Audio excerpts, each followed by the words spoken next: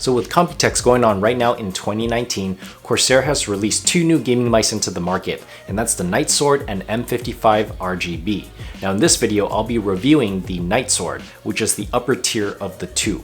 I'll be reviewing the M55 in a whole separate video. But if you are new to my channel, my name's Harji and I make videos on PC tech and gaming, so if you enjoy that type of content, please consider subscribing to the channel. Now, without further ado, let's just quickly jump into the specs and talk about this awesome gaming mouse.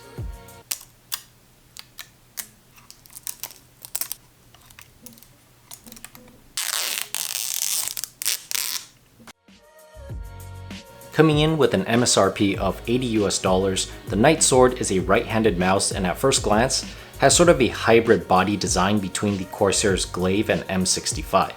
Now on the surface, right away I already noticed something that I like a lot, which is the split trigger switches, which is essentially the primary left and right click trigger buttons being made separate pieces of plastic from the palm rest instead of having the entire top surface of the mouse made as one whole piece.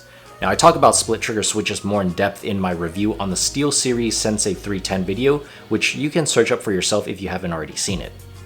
The Nightsword weighs in at around 120 grams by itself and about 140 to 141 grams with the braided USB cable. It's also got 10 programmable buttons using Omron mechanical switches that are rated at 50 million clicks. And you can also set macros to these buttons using the IQ software in the Actions tab. The Nightsword uses Corsair's PixArt PMW3391 optical sensor with a native 18,000 DPI, also allowing you to adjust by increments of 1, which gives you total control of the tracking and accuracy. So you have your basic buttons, the left and right clicks with the scroll. Now right behind the scroll wheel, you have the IQ profile toggling buttons. Not to be confused with the DPI adjustment buttons on the side here that sort of shares the space with your primary left trigger. Now the DPI adjustment allows you to increase or decrease your DPI settings. The toggle buttons here is what allows you to switch between different profiles that you had already saved using Corsair's IQ software. Now speaking of saving profiles, the Nightsword does have onboard memory where you can save your settings wherever you go when plugged in into a different computer. And over here on the side, this is where your forwards and backwards buttons are located. Now right next to it, you also have the sniper button, which pretty much came from the M65 gaming mouse that slows down your DPI only when you hold it down for that steady kill shot if you're playing a first-person shooter. You also have a nice grippy surface under your palm as well as the thumb rest at the side. Now, flipping over to the bottom, there's 5 sliding pads which give smooth contact during use as well as a hexagonal chamber for inserting up to 6 external weights to your preference.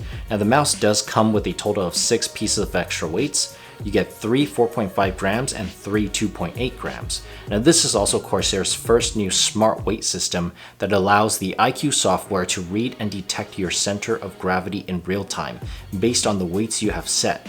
It also knows where and how much weight you have added into the chamber, and it calibrates it and gives you the most comfortable experience during use. Now this feature can be found under the weight tuning section in IQ. As for the RGB lights, you can customize the LEDs in 4 different zones. You have the front and back part of the mouse that has a hexagonal mesh grille design. You can also customize the glow that's emitting from your scroll wheel and the Corsair logo in the back. Other features you have access to is performance, where you can turn on angle snapping and pointer precision speed. You can also calibrate the Nightsword's mouse according to the surface you are using it on, since different mouse pads have varying surfaces, and this can be done under the surface calibration tab. Alright, so let me show you guys a quick sound test here.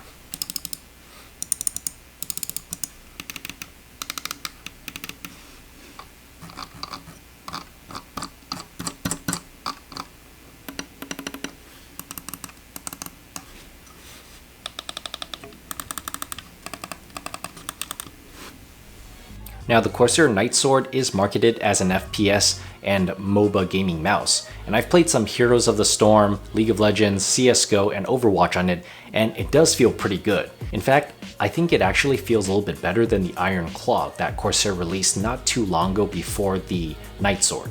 Now before we wrap up this video, I just want to mention that if you enjoy my content, please subscribe to my channel to support, and if you want to support my channel in other ways, you can visit my affiliate link and profile on DISPLATE.com in the description below. DISPLATE.com is a company that makes metal posters from artwork submitted by artists all over the world, including myself.